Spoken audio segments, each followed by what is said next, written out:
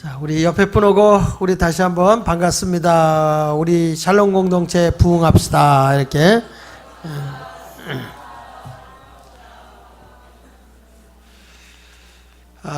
감사합니다. 오늘 여러분들과 함께 오늘 말씀을 생각하는 것은 원색적인 신앙을 갖자라는 말씀을 좀 증거하려고 합니다. 원색적인 신앙이라고 하는 말씀을 증거하려고 합니다. 여러분, 원색이라는 게 뭐죠? 네, 무엇이 섞이지 않고 복합되지 않은 단색을 얘기할 때 원색이라고 얘기를 합니다. 신앙생활도 원색 신앙이라는 게 뭐냐면 변색되지 않은 순수한 신앙을 가지고 있을 때 그걸 원색 신앙이라고 그래요. 때묻지 않은 신앙. 성경에서 우리에게 가르쳐주고 있는 이 순수한 신앙에 대해서 한번 살펴보려고 하는데, 과연 어떠한 우리 젊은이가 정말 원색적인 신앙의 사람일까, 이렇게 한번 생각해 볼 필요가 있다고 생각을 해요. 잘못된 사람이 들어가게 되면 테러를 당하죠. 지금 말레이시아 항공이 어디로 갔는지 지금 찾고 있지를 못하죠. 근데 그 안에 지금 조사를 해보니까 여권이 위조 여권을 가지고 이제 다른 나라 사람이 몇 사람이 들어간 것 같다라고 지금 추측을 하고 있어요. 근데 저 사람들이 조사하는 걸 보면 신원조회를 파악하거든요. 과연 이 사람들이 과연 여행을 하기 위해서 비행기를 탈 만한 그런 사람이냐, 아니면 자기를 속이고 뭔가 변색시켜서 자기가 이렇게 그 비행기를 속이고 올라타서 테러를 가한 거냐라고 조사를 하는 과정에서 지금 오늘 발표된 거 보니까 거의 테러다, 이렇게 지금 발표하고 있어요. 근데 그 비행기가 지금 어디로 갔나요? 아무도 모르고 있습니다. 어디에서 무슨 일이 일어나는지 모르고 있어요. 이것을 보면서 우리가 어느 비행기를 탔든 어디를 가더라도 이 분명한 신원이 분명하지 않으면 분명히 사고가 난다. 마찬가지로 신앙생활 하는 것도 우리 젊은이들이 교회 오니까 그냥 교회 온 거다, 그게 아니라 분명한 신앙의 원색적인 신앙을 가져야 내가 누구를 만나도 또 어떤 사회생활 하더라도 철저한 그리스도인으로서 아주 본때 있게 멋있는 그리스도인의 삶을 보여줄 수 있다, 이렇게 말씀을 드릴 수 있습니다. 자, 그러면 초대교회에는 어떤 신앙이었냐? 그럴 때 첫 번째로 보면 원색적인 신앙을 가졌을 때 처음 보는 사람이 예수 믿는 사람 보고 뭐라냐면 새술에 취했다 그랬어요. 새술에 취했다. 오늘 13절에 보니까 13절에 이렇게 말하고 있어요.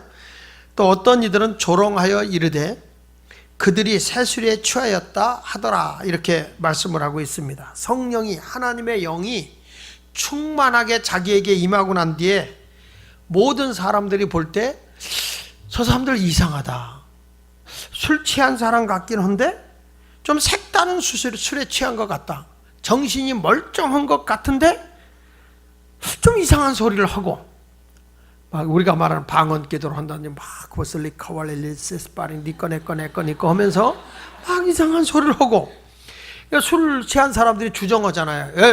에이 짜샤 이러면서 괜히 아무나 붙잡고 시비하듯이, 그 역시 예수 믿는 사람도 성령 충만하면 아무나 붙잡고 시비해요. 예수 믿읍시다 막 그러고요.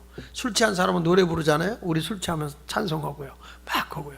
찬송하다가 또 우리 찬송 리더자처럼 무릎 꿇고 막 손 들고 기도하고 막 눈물 기도하면 처음 온 사람들은 이상한 거예요.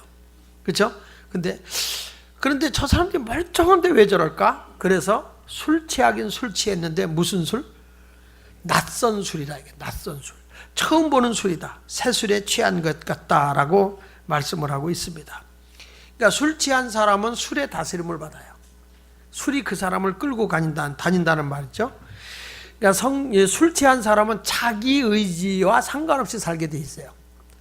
마찬가지로 성령에 내가 취해 살게 되면요, 성령에 취한 사람은 자기 의지대로 살지 않아요. 자기 고집대로 살지 않아요. 하나님의 영에 붙들려서 살게 되어 있는 것입니다. 그래서 이 사람들이 막 얘기를 하는데, 사도행전에 나와 있는 내용을 보면 저들이 방언을 한다고 그러는데 다른 나라 언어들로 했다, 그렇게 말해요. 다른 나라 언어들. 저 사람들은 외국어를 배운 사람들이 아니거든요. 그런데 성령이 충만하고 나니까 각 나라 언어를 쓰는 거예요. 어떤 사람은 그리스 말을 하기도 하고, 어떤 사람은 헬라 말도 하기도 하고, 어떤 사람은 히브리 말도 하기도 하고, 그 어떤 사람 메소보다미아 말도 어버서 갑바도기아 말도 하게 되고 다 막 말하는 거예요. 그래서 사람들이 놀라는 거예요. 아니 저 사람들이 어떻게 우리 동네 말을 하지? 어떻게 저 사람 우리나라 말을 하지? 이게 뭐냐면 하나님께서 우리에게 주신 언어의 능력이에요. 언어의 능력. 여러분 내가 꼭 영어를 배워서 영어를 잘하는 게 아니라 성령님이 역사하면 내가 다른 나라 언어를 쓰는 경우도 있어요.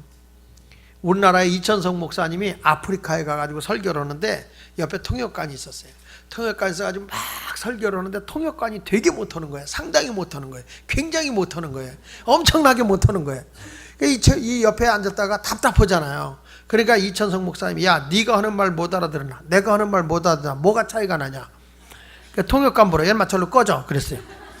그러고 나서 이 사람이 막 한국말로 한 거예요. 막 그러면서 야 이 작것들 욕 잘하잖아 이천성 목사님이. 야 이 작것들아 예수 믿고 복이나 받으라 이러면서 막 욕을 한 거예요. 근데 그 사람들이 무슨 소리인지 알아듣기로 합니까? 멍하고 있죠. 불쌍해서 막 방언 기도한 거예요. 오리 카왈레 리시벨 카왈레 케 그랬더니 사람들이 아멘 하고 막 그냥 열광하는 거예요. 사람들이 막 그냥 앞으로 나오더라는 거예요. 통역했던 사람이 나오더니 목사님 어떻게 이렇게 아프리카 말을 잘하세요? 그러더래. 야 내가 언제 아프리카 말했냐? 지금 그 말이 아프리카 말인데 예수 믿는 사람 다 나오라고 내가 안수기도 해준다. 그래서 지금 다 나오고 있는 중이라는 거예요. 그래서 이천성 목사님이 그런 간증을 했어요. 나오는 대로 내가 다 안수했어. 이런 말을 안 하고 그분이 원래 거친 사람이니까 나오는 대로 내가 다 대갈팍을 깠어. 그러더라고요. 여러분 이게요. 이게 내가 배워서가 아니라 성령에 의해서 이렇게 할 수도 있는 거죠. 빌리그레암 목사님이 붉은 광장이라는 러시아에 가서 복음을 전할 때 통역관이 있었는데 예수를 전하니까 얼굴에서 침 뱉고 가버리더랍니다. 그래서 이 빌리그레암 목사님이 너무 그 사람들이 불쌍해서 방언으로 기도를 했는데 한 나이 드신 분이 오더니 어떻게 그렇게 러시아 말을 잘하냐고. 이게 러시아 말인지도 모르고 한 거예요. 이것이 각 나라 언어로는 하나님의 방언이라는 거예요. 각 나라 언어. 그리고 고린도서 14장에서 보면 이렇게 언어를 쓰는데 지금 우리가 보통적으로 이렇게 방언 기도하는 사람들이 있거든요. 방언 기도는 영의 언어인데요. 하나님과 내가 영적으로 교통하는 거. 이건 어떤 사람이 받을 수 있나요? 어떤 사람이 받아요? 성령 받는 사람이 받는 거죠. 자, 여러분 이거를 좀 쉽게 말할게요. 여러분은 한국 사람입니다. 그렇습니까? 그럼 여러분이 말할 때 어느 나라 말로 말합니까? 한국어로 합니다. 힘듭니까? 한국말 하는데 막 기를 씁니까? 한국말을 어떻게 하지? 이러지 않죠. 그냥 나오는 대로 자연스럽게 하시죠. 성령도 똑같은 거예요. 방언이라고 하는 것도. 하나님의 영이 내가 있으면 영끼리 교통하는 거예요. 근데 어떤 분이 나한테 와서 부흥하는 데 와서 그래요. 목사님 저 방언 좀 하게 기도 좀 해주세요. 그래. 그래서 나오라고. 기도를 해주려니까 입을 꼭 다물고 막 입을 꼭 때려주고 싶어. 여러분 이 방언이라는 건 언어의 은사예요. 언어의 은사이기 때문에 내가 말을 해야만 이 언어가 나오는 거거든요. 근데 내가 예수 그리스도가 내 안에 계시고 예수 그리스도께서 나의 허물과 죄를 위해서 십자가에 죽었고 장사지에 부활했다는 사실을 믿잖아요. 그러면 그리스도의 영이 내게 있어요. 그래가지고 막 성령이 내게 임하면 그냥 여러분들이 영적으로 내가 주님하고 교통하고 싶다. 그러면 그냥 말하면 돼요. 그냥 뭘 받아서 하는 게 아니라 그냥 내가 이거 여러분 보세요. 애기들이요. 말할 때 어느 말을 하는지 아세요? 맘마. 그래도 지 엄마가 다 알아들어. 지 엄마가 알아들어. 얘가 알고 하는 것도 아니야. 그냥 맘마 하는 거예요. 어른 흉내 낸다고 하는 거예요. 다 알아들어요. 요즘에 우리 외손녀 딸이 전화하잖아요. 그러면 전화를 바꿔요. 지가 말도 못하면서 뭐라 그러면 냐냐냐냐냐냐 그러면 내가 통역해요. 할아버지라고 냐냐냐냐냐냐 밥 먹었어? 냐냐냐냐 밥 먹었다고? 냐냐냐냐 걔는 그냥 냐냐냐냐만 해요. 제가 다 알아들어요. 내가 말을 만들어요. 여러분 마찬가지예요. 성령은 내가 주님 앞에 얘기하는데 뭘 받아서가 아니라 여러분이 얼마든지 그냥 자연스럽게 하면 돼요. 성령께 원래 카왈렐레스 파리킬레스 어떤 사람이 저저저저저 하는 사람도 있고 쇼쇼쇼쇼 하는 사람도 있고 자기 나름대로 하는데 성령과 영으로 교통하는 거예요. 그냥 하면 돼요. 성령은 언어예요. 언어. 방언은. 그러니까 이런 것들을 하니까 일반적인 상식적, 이성적으로, 상식적으로 이해가 됩니까? 안 되면 안 된다고 좀 해주세요. 상식적으로 이해가 됩니까? 안 되죠. 그러니까 하나님의 능력은 상식을 넘어서는 거예요. 상식을 넘어서니까 이 사람들이 볼 때 뭐라고 그래요? 돌았군. 그래서 세술에 취했다. 이렇게 말하는 거예요. 자, 여러분 성경 신앙생활 하면서 보면 어떤 사람은 교회만 열심히 다니는 신앙생활에 에스겔서 47장에 보면 하나님의 성전에서 은혜의 물줄기가 절절절절 흐르는데 에스겔 선지자에게 뭐라는 거 아니? 강물이 흐르는 곳에 내가 일천척을 측량해라. 한 척이 요 팔꿈치부터 요 중지 끝까지가 한 척이에요. 한 척. 그걸 1천척을 재라. 그래서 1,000척을 쟀어요. 1,000척을 재고 들어갔더니 물이 발목에 올라왔어요. 다시 1,000척을 재라. 그래서 1,000척을 재고 나니까 또 들어가니까 물이 무릎에 올라오고, 다시 또 한 번 재라. 그래서 물을 쟀더니 물이 허리에 올라오고, 다시 1,000척을 더 들어가서 해봐라. 그랬더니 물이 창일해서 헤어말 물이 되었다. 이렇게 표현하고 있습니다. 이것은 뭘 의미하는 거냐면 하나님께서 우리의 신앙의 성장 과정을 얘기하는 거예요.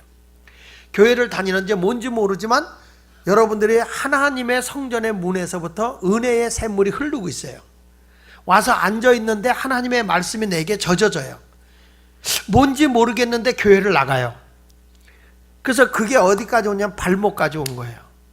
아직 내 생각이나 내 삶이나 내 마음까지도 변화되진 않았는데 주일날 되면 열심히 이렇게 샬롬 공동체 예배에 나와요.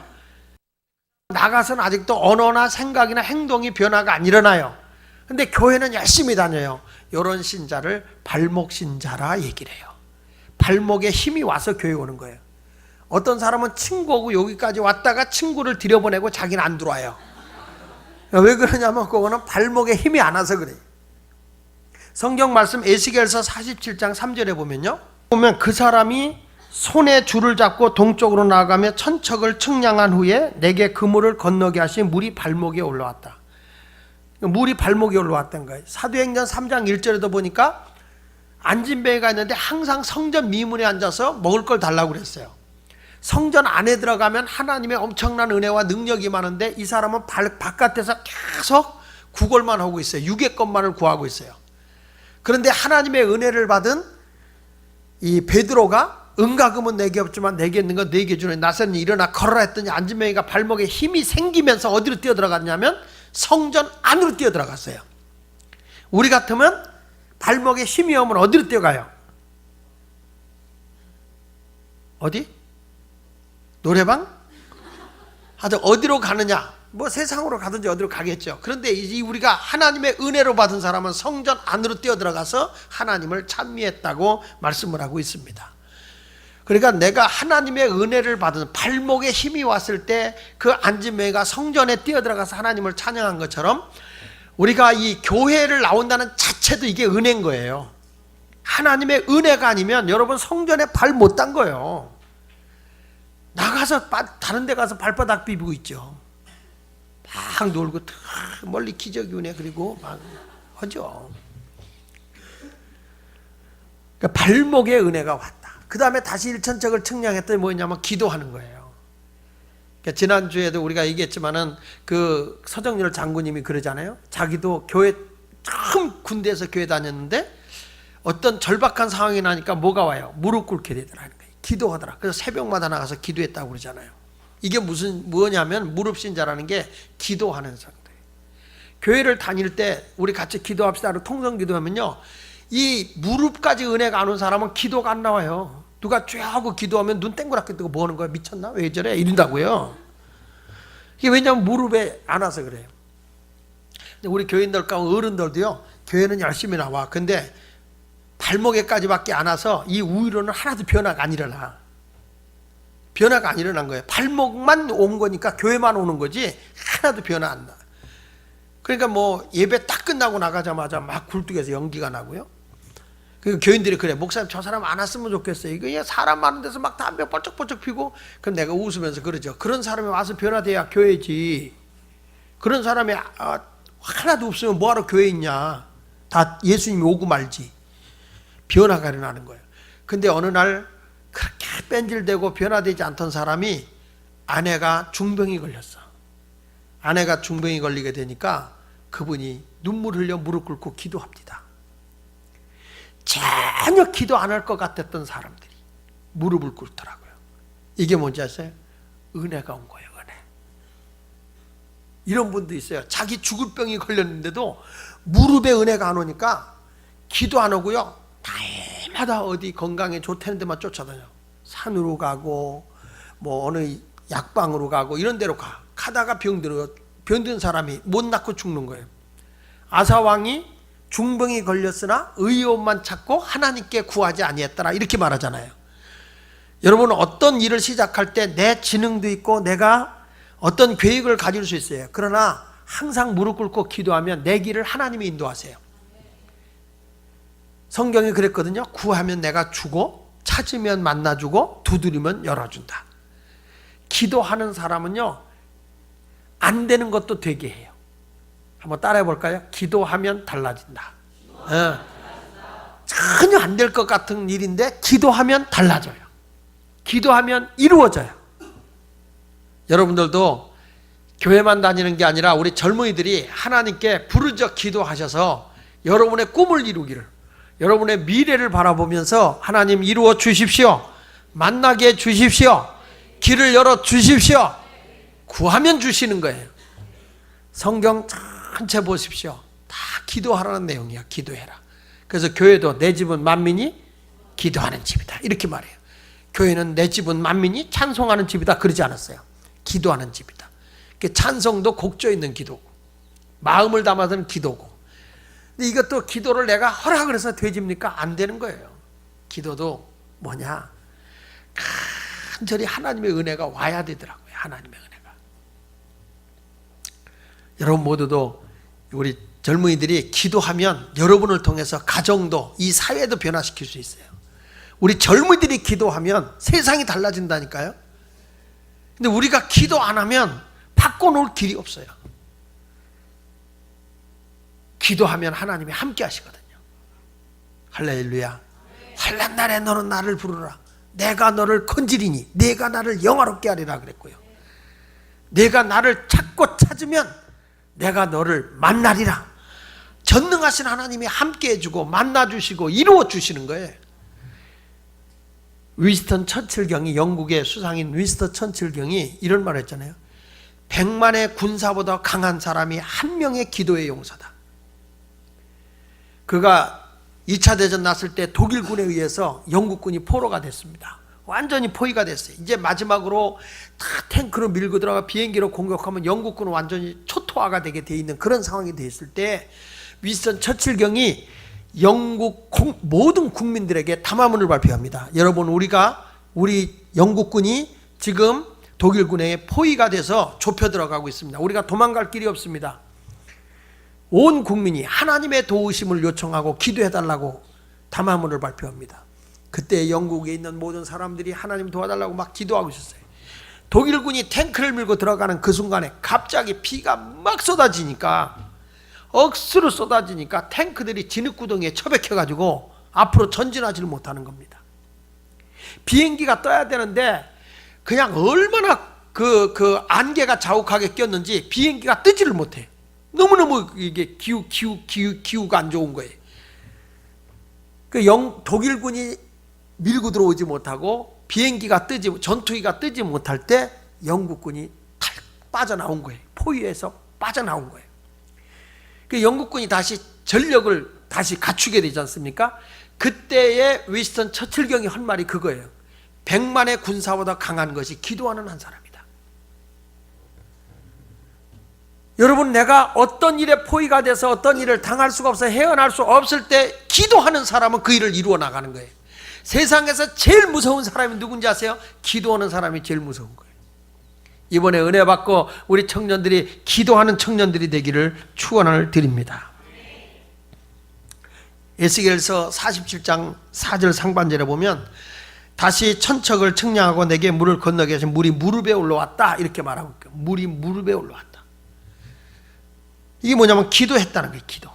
열왕기상 8장 54절에 보면 솔로몬이 무릎을 꿇고 손을 펴서 하늘을 향하여 이 기도와 간구로 여호와께 아뢰기를 마치고, 솔로몬이 무릎을 꿇고 손을 펴서 하늘에게 기도했다. 두 손 들고 기도했다. 두 손을 들었다는 게 뭐예요? 하나님, 나는 항복입니다. 나는 못하겠습니다. 하나님이 도와주십시오. 벌 받은 거 아닙니다. 여러분 학교 다닐 때 손 들어 벌 많이 받았죠? 안 받으셨어요? 나만 받았구만. 열왕기상 19장 18절에도 보니까 그러나 내가 이스라엘 가운데 7,000명을 남기니 다 바알에게 무릎 꿇지 않냐고, 다 바알에게 입맞추지 아니한 자니라. 하나님은요 우상 앞에는 무릎 꿇지 말라는 거예요. 하나님께 무릎 꿇고 기도하라는 거예요. 시편 95편 6절에도 보면 오라 우리가 굽혀 경배하며 우리를 지으신 여호와 앞에 무릎을 꿇자. 하나님께 무릎 꿇고 기도하면 하나님이 나를 세워주는 거거든요. 은혜를 받으면 여러분 기도의 사람이 됩니다. 사도행전 9장 40절에도 이렇게 말하거든요. 베드로가 사람을 다 내보내고 무릎을 꿇고 기도하고, 그리고 돌이켜 시체를 향하여 이르되 다비다야 일어나라 하니 그가 눈을 떠 베드로를 보고 일어나 앉는지라. 시체를 앞에 놓고 무릎 꿇고 기도했어요. 근데 죽은 시체가 살아났어요. 나는 여러분에게 말씀합니다. 불가능한 일을 가능하게 하는 게 기도라는 거예요. 기도. 근데 이게 아무나 내가 지금 아무리 기도해야 됩니다, 기도해야 됩니다. 여러분 기도 안 돼요. 언제 되죠? 성령이 무릎에 와야 돼요. 능력이 와야 기도돼요. 인생의 제일 앞길을 열어주시는 분이 누구냐면 기도하는 사람이에요. 저희 부모님이 항상 저희들을 위해서 밥상에서 기도해주고, 이런 사람 되라 저런 사람 되라 늘 기도했는데 지나놓고 보니까 그 기도대로 돼 있더라고요. 여러분들도 지금 여기서 기도하잖아요. 여러분 인생의 길이 열려요. 만남의 길이 열린다고요. 기도 외에는 어떤 기적도 안 일어나요. 기도 외에는 이런 유가 날 수 없다. 엘리야도요, 비가 안 오는데 뭐라 그래요? 비 온다고 가서 아하방한테 얘기하잖아요. 큰 비가 오니까 빨리 내려가라고. 근데 햇볕은 쨍쨍, 모래알은 반짝이에요. 근데 그때 엘리야가 뭐라 그래요? 하나님 앞에 갈멜산에 올라가서 부르짖어 기도하잖아요. 이 나라에 3년 6개월 동안 가문 땅에 단비를 내달라고 기도하잖아요. 그리고 옆에 있던 신방전도사, 사환이라고 그러지만 성경에선, 야, 저 꼭대기 올라가 봐. 구름이 떴는가 좀 봐라. 올라갔다 내려오더니 뭐 보이냐? 아니요, 햇볕은 쨍쨍, 모래알은 반짝이에요. 아무것도 없어요. 구름 한 점 없어요. 또 엘리야가 막 기도합니다. 하나님, 구름, 비구름을 주십시오 라고 기도해. 그래, 올라갔다 와봐. 갔다 오더니 하나도 안 나. 없는데요. 또 엘리야가 막 기도하고 또 올라갔다 와봐. 여러분 같으면 올라가겠어요? 더워 죽겠는데. 근데 이 사화는 너무너무 순종을 잘하는 거야. 또 갔다, 뭐 보이냐? 아무것도 안 보여요. 아우 땀나. 아유 주여. 걔 또 기도한 거야. 막 기도하고 나서, 야, 올라갔다 와봐라. 아, 잠깐 금방 갔다 왔는데요. 야, 빨리 갔다 와. 내 기도했으니까 갔다 와봐. 그랬더니 또 갔다 와. 아유, 땀이 억수로 나네, 억수로 나. 그러면서 뭐가 보이냐? 아무것도 안 보여. 햇빛밖에 안 보여요. 몇 번을? 7번을. 7번을. 여러분 그러라면 우리 교회 안 나오고 다른 교회로 갈 것 같아 내가. 근데 이 사람이 막 갔다 오더니 7번째 갔다 오더니 뭐 보이냐? 보이는데요, 손바닥만한 구름 하나 떴어요. 근데 이 아무것도 없던 곳에 손바닥 구름 하나 떴는데 엘리야가 뭐라고? 됐다, 빨리 너 아하방한테 가서 큰 비구름이 온다고 해라. 이 믿음의 사람은요 좀 뻥이 세요. 이 작은 것 가지고도 됐다고 막 외쳐. 그런데 희한한 건 그 뻥 같은 말이 하나님의 능력으로 임한다는 거예요. 그러니까 기도하는 사람의 말은 뭐가 있기 때문에? 권세가 있기 때문에. 여러분은 현실을 보는 사람이 아닙니다. 하나님의 약속을 믿는 사람입니다. 팩트를 보지 말고 약속을 믿으세요. 성경에 구하면 주신다고 그랬어요. 지난번에 우리 장군님이 그런 얘기 하잖아요. 그 병사한테 일어나니까 예 누구누구도 탁 하잖아요. 나만 들었어요? 그 장군의 말 한마디에 그 군인들 명령 따르는 거 보세요. 만약에 장관이 위에 있는 상사가 명령을 하는데 밑에 있는 병사가 듣지 않으면 이거는 항명죄야. 감옥 가야 돼요. 여러분, 하나님께서 하라 그러면은 아멘 하고 순종해야 되는 거야. 구하라 그러면 구해야지. 왜 안 해? 여러분 다 영창감이야. 항상 기뻐해라, 기뻐해야지. 전도해라, 전도해야죠. 근데 우리는 그건 목사는 하는 얘기고 그거는 뭐 성경에만 있는 얘기고 아니에요. 하나님의 절대적인 명령이니까. 아무개 네! 탁 일어나야지. 하나님의 말씀에 순종하기를 바랍니다. 기도하면 그러겠다. 다시 물이 허리에 올라왔다. 이건 뭐냐면 사명이에요. 사람이 허리가 고장나면 아무것도 못하잖아요. 성경에 보니까 진리의 허리띠를 떼라. 진리의 허리띠라. 베드로전서 5장 5절에 보니까 진리 서로 겸손으로 허리를 동여라. 진리의 허리띠 떼어라. 겸손으로 허리를 동여라. 그러니까 우리가 이게 하나님의 사역자들은 이 진실이라는 게 뭐냐면 진리라고 하는 거는 진실을 얘기해요. 여기서는 진실. 진실이라고 하는 게 뭐죠? 거짓과 위선이 없는 거예요. 적어도 하나님의 일을 하는 사람은 진실돼야 되고, 그 다음에 하면서 겸손으로 해야 돼. 겸손. 근데 이것이 자기 힘으로 되나요? 성령이 내게 와야만 되는 거죠. 그러니까 은혜가 허리까지 왔다. 에베소 6장 14절에 서서 진리로 너희 허리띠를 띄어라 그랬잖아요. 진실의 허리띠. 또 겸손한 자들에게 말씀하는 게 너 다 서로 겸손으로 허리를 동여라. 겸손이라는 것은 남을 나보다 높이는 거예요. 한번 따라합시다. 나보다 남을 높여라. 그게 겸손이에요. 쉬워요, 어려워요? 진짜 어려운 거예요. 남 높이는 게 쉬운 게 아니에요. 누가 참 잘났다 그래 보세요. 그러면은 아이고 잘나긴 뭘 잘나, 잘난 척하는 거지 이러잖아요. 근데 사람이 아니에요. 남을 높이는 거예요. 자, 그러다가 물이 다시 천척을 측량해 물이 창이라 헤엄할 물이 됐다는 건 이제 발이 떨어진 거예요. 기도 열심히 사명을 받아도 아직 땅에 붙어 있기 때문에 인간적인 생각이 많거든요. 근데 성령이 충만하면 자기 의지로 사는 게 아니라 물이 떴으니까 물이 얹어서 헤엄하잖아요. 그때는 내 마음이 예수의 심장을 가져요. 내 입술이 찬성이 나오고 기도가 나오고요. 내 귀가 신령한 걸 들어요. 더러운 말 안 들어요. 입술이 변화돼서 벌써 입술이 정화돼요. 더러운 말을 안 해요. 눈이 거듭나서 신령한 세계를 자꾸 봐요. 은혜 받기 전에는 자꾸 이상한데 어두운 데를 보려고 그래요. 근데 은혜 받고 나면 쥐야! 그래 끊어버려요. 그래서 성경에 말하는 거예요. 너의 눈이 너를 죄를 범하게 하거든 눈을 뽑아버려라. 그러니까 오늘부터 숟가락 갖다 눈 뽑으라는 게 아니라 나의 보고 있는 잘못된 것을 끊어버려라 그 말이야. 그거 보지 말라는 거예요. 내 손이 너를 죄를 범하게 하면 손을 끊어버려라 그 말은 그 손으로 지는 행위를 끊어라 그 말이지 손목을 칼 갖다 작두로 잘라라 그런 얘기 아니에요. 그러면 예수마을교회는 다 불구자만 오게? 그게 아니라는 거예요. 근데 여러분 우리가 성령이 충만하면 사람이 완전히 그 은혜 속에서 사는 거죠. 물 속에서 사는 거죠. 은혜의 물 속에서. 보십시오. 사도행전 7장 55절 56절에 보면은 스데반이 성령이 충만했습니다. 사도행전 7장 55절 56절에 보니까 스데반이 성령이 충만하여 하늘으로 주목하여 하나님의 영광과 및 예수께서 하나님 우편에 서신 것을 보고 말하되 다 같이 한번 봅시다. 하늘이 열리고 인자가 하나님 우편에 서신 것을 보노라. 이게 무슨 얘기냐면 사람들이 스데반을 돌로 때려 죽이려고 하는데 그의 얼굴이 천사의 모습과 같아요. 여러분 사람이 자기를 죽이려고 하는데 겁먹고 막 두려움에 휘말려 있을 텐데 오히려 스데반 집사의 얼굴은 천사 같은 거야. 왜 그런가 했더니 여기 사도행전 7장 55, 56절에 보니까 인자가 하나님의 보좌 옆에 쓴 걸 보고 있어요. 돌로 때려 죽이려고 하는 사람을 보고 있는 게 아니라 어디를 보고 있냐면 천국을 보고 있는 거야. 그러니까 얼굴이 뭐 같더라? 천사 같더라. 목사님이 저기 용인 신갈감리교회 붕해를 간 적이 있었거든요. 근데 벌써 한 10년 가까이 됐네요. 그게 붕해를 갔는데 낮 집회를 끝나고 점심을 먹는데 식사 대접하는 집에서 식사 기도가 딱 끝나고 나니까 6살짜리 애가요 나한테 그러는 거예요. 목사님 저는요 천국을 갔다 와요 이러는 거예요. 천국 갔다 왔대요 6살짜리가. 네가 천국을 어떻게 갔다 왔냐 그랬더니요 목사님이 얘기하는 거예요. 얘가 교회 마당에서 놀다가 교회 버스가 와서 얘를 친 거야.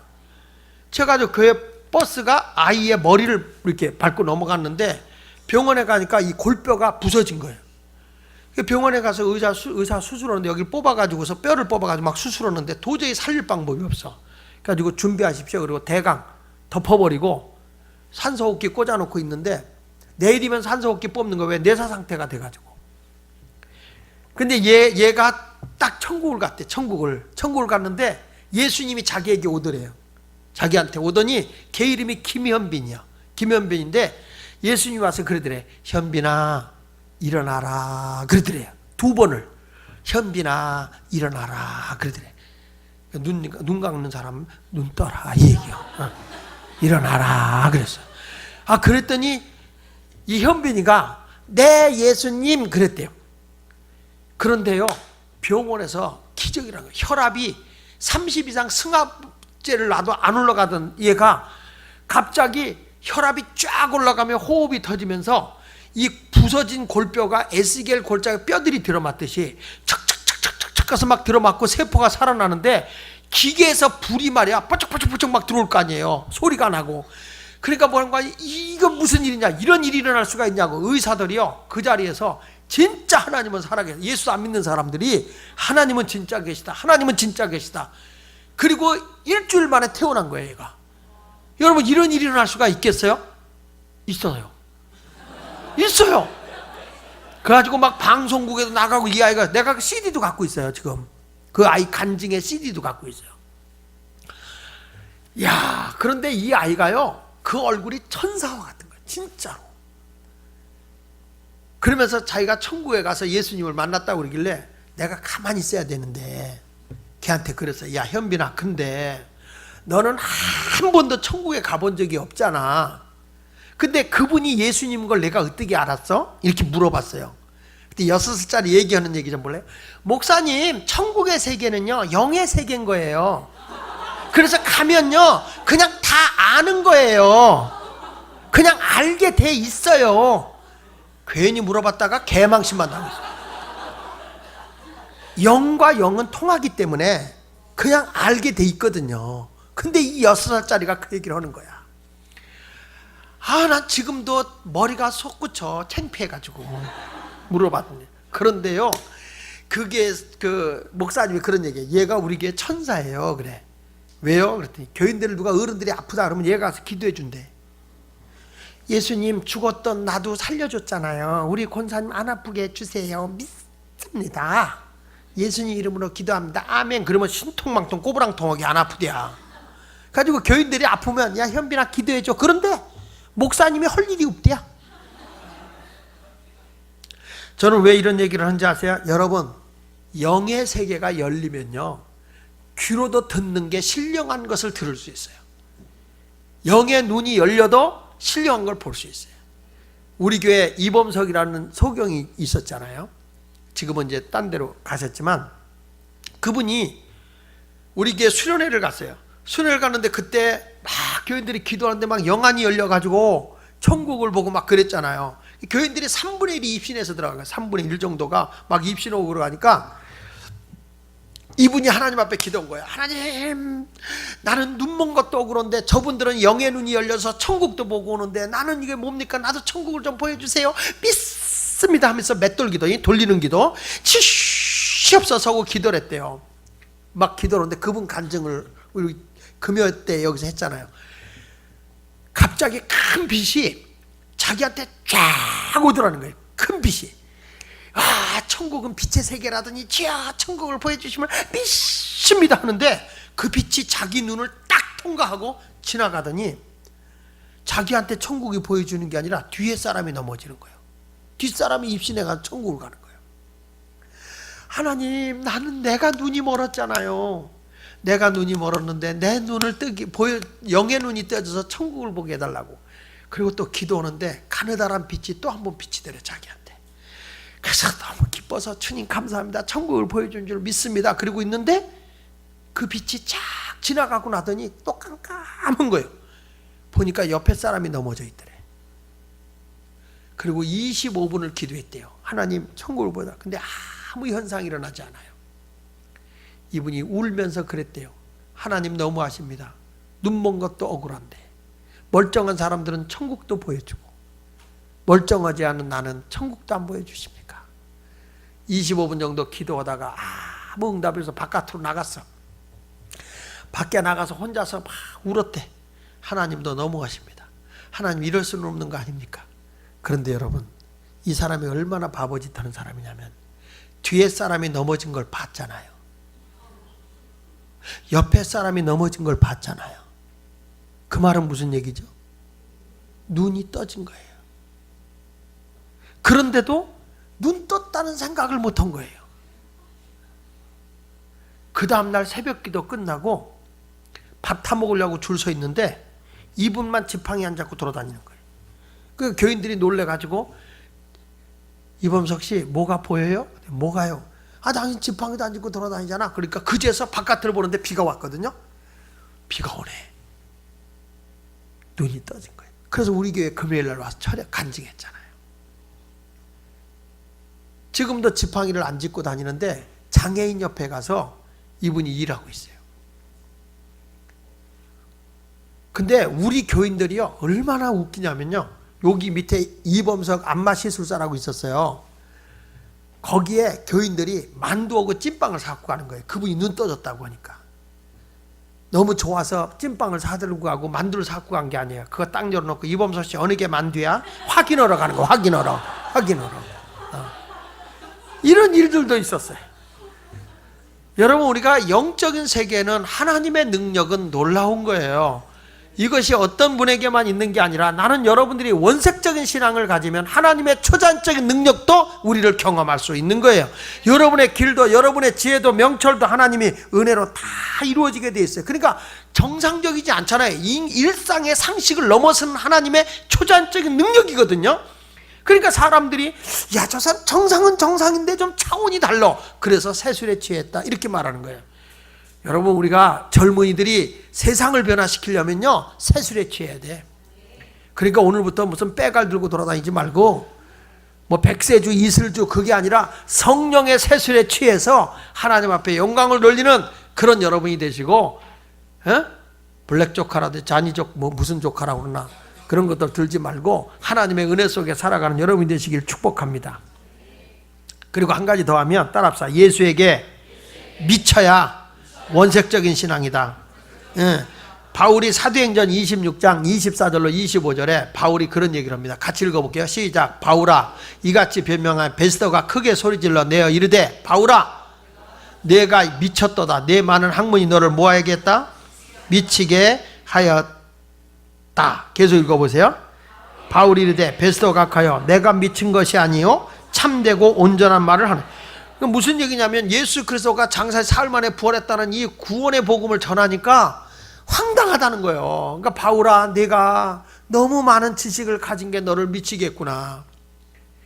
그러니까 상식을 넘어서는 게 신앙이거든요. 한번 따라해보세요. 상식을 넘어서는 것이 신앙이다. 여러분, 개구리 새끼가요 지 엄마 개구리한테 와서 그러더래요. 엄마, 사람이 말이야 돌멩이를 이딴 많은 거를 한 손으로 던지더라. 그러니까 개구리 어미가, 야, 그게 상식적으로 가능하냐?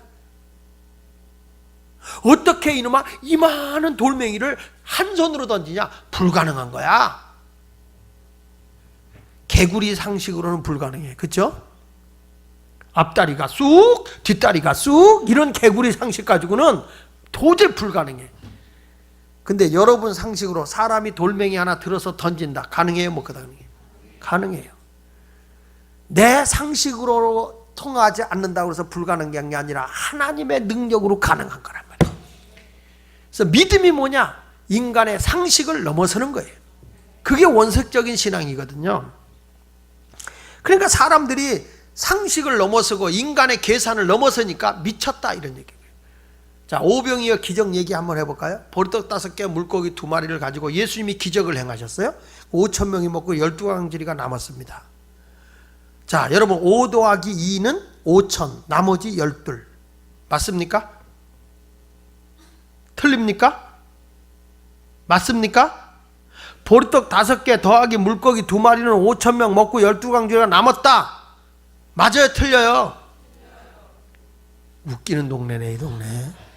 아, 성경이 틀려?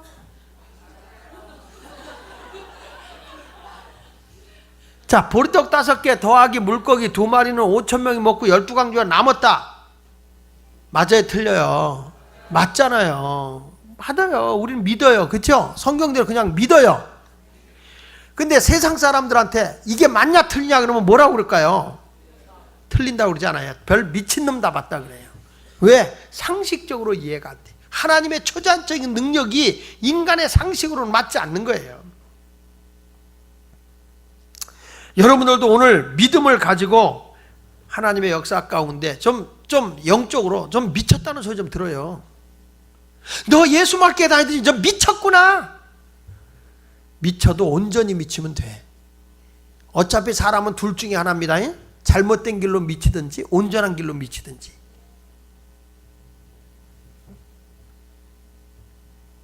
뿅망치도 미쳐야 잡어. 두더지 때리는데 어떤 사람은요 길어서 돈도 안 나오는데 그렇게 때리대. 그냥 빽빽 이 소리 하나 들으려고 그냥 있는 님을 때려. 재밌어요. 스트레스 푸는 거래요. 그 탁 나올 때 때릴 때 누구를 생각하고 때려요? 엄마? 미운 사람? 우리 하나님 앞에 기도할 때 전심으로 하나님을 찾으십시오. 여러분 예수에게 한번 미쳐보십시오. 인생의 맛을 합니다. 위대한 역사가 임합니다. 할렐루야. 그러니까 이 놀라운 능력이 나타나니까 막 사람들이 예수 믿는 사람이 막 많아지는 거예요. 그래서 사도행전 17장 6절로 7절에 보니까 원색적 신앙을 가진 데가 이런 얘기입니다. 같이 읽어봅니다. 발견하지 못함에 야손과 및 형제들을 끌고 읍장들 앞에 가서 소리질러 이르되 천하를 어지럽게 하던 이 사람들이 여기도 이름에 야손이 그들을 맞아 들였도다. 이 사람들이 다 가이사의 명을 거역하여 말하되 다른 임금 곧 예수라 하는 이가 있다 하더이다. 천하를 어지럽게 하는 사람들이다. 천하를. 여러분 얼마나 복음의 능력이 무섭게 확산되는지 사도행전 24장 5절에는 이렇게까지 표현했어요. 예수 믿는 사람을. 자 시작. 우리가 보니 이 사람은 뭐라고요? A1이다. A1. 조류독감. 전염병 같은 자라. 천하에 흩어진 유대인들을 다 소유하게 하는 자요. 나사렛 이단의 우두머리다 그랬어요. 하나님의 역사를 하니까 이 복음이 뭐같이 전냐? 전염병같이 전해진다는 거예요. 저는 우리 샬롬 공동체 이 교회가 성령의 역사가 강하면요 전염병같이 전도가 될 거예요. 예수 믿는 사람들이 구름대같이 몰려오는 역사가 임할 것을 저는 믿습니다. 이제부터 여러분 어떤 사람이냐? 여기 말한 것은 천하를 어지럽게 하는 이 사람들. 천하를 어지럽게 하는 게 아니에요. 예수를 생명을 불어넣는 자인 것을 믿으시기 바랍니다. 오늘 이 사도행전에 일어났던 이 성령의 역사가, 사도행전 2장에 일어났던 이 강력한 성령의 역사가 세계를 복음화를 이루고 지금의 신당동에까지 이 교회가 세워지게 했던 그 놀라운 능력의 복음이 원색적인 신앙에서 이루어진 거라는 거예요. 사람들이 세술에 취한 것 같다. 저 사람들이 미친 것 같다. 저 사람은 천하를 어지럽히는 전염병 환자 같은 사람들이다. 이 소리를 들을 정도로 여러분 예수에 붙들려서 위대한 신앙생활을 우리 젊은이들이 되시기를 축원합니다. 여러분 통해 하나님 나라가 확산되기를 축원합니다. 결단에 찬양하겠습니다.